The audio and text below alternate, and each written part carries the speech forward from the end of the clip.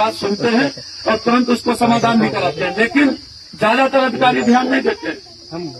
तमाम लाइनें टूटी पड़ी है, कोई अभी सरकार का सत्ता पक्ष का एक भी नेता जनप्रतिनिधि कहीं कोई आवाज नहीं उठा रहा कि हमारे किसानों की जो विद्युत की व्यवस्था पूरी ठप पड़ी है देहात क्षेत्रों में, ट्यूबवेलों की, विशेषकर ट्यूबवेलों वाली, उस पर उनको जोड़ा जाए, सही किया जाए कि अभी 8 दिन के बाद 10 दिन के बाद धान की लड़ाई चालू हो जाएगी।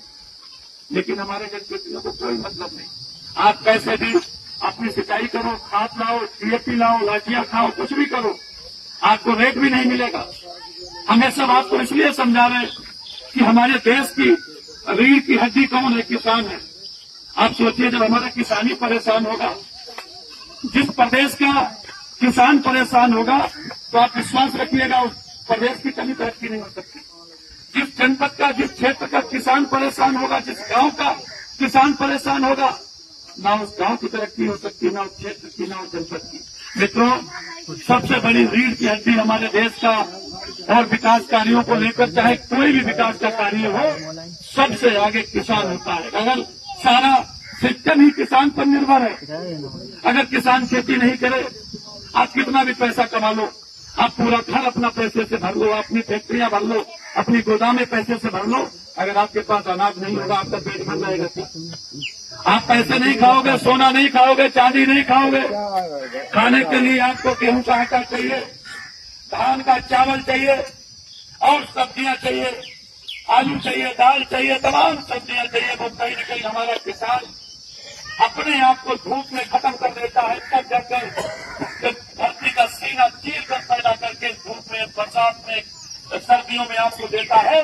लेकिन हमारी सरकार कहीं न कहीं उसको भी निराश कर रही है, उसको भी रेट नहीं दे पा रही। आज हमारे नौजवानों का क्या हाल है आप बताइए।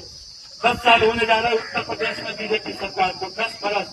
कोई सरकार उत्तर प्रदेश में पहली बार ऐसी एक सरकार बनी है झूठ की दम पर, जिन्होंने झूठ बोल कर दोबारा भी सरकार बनाई।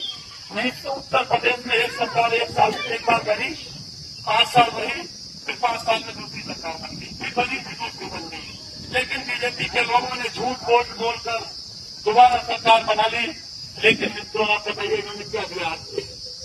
हमारे नौजवान, पढ़े लिखे नौजवान, जिनको अच्छे स्थानों पे होना चाहिए, एक किसान, जैसे आप लोग खेती करते गाँव में रहते किसान, लीगल परिवार में, जब आप लोग सोचते हो कि हमको नहीं पढ़ पाए, आप कितने भी गरीब हो, आपका बच्चा अगर पढ़ने वाला है तो आप सोचते हो हम कुछ भी करेंगे, हम पैसा उधार ले लेंगे, हम अपना जमीन बेच देंगे, खेत बेच देंगे, प्लाट बेच देंगे, बैंकों से कर्जा ले लेंगे।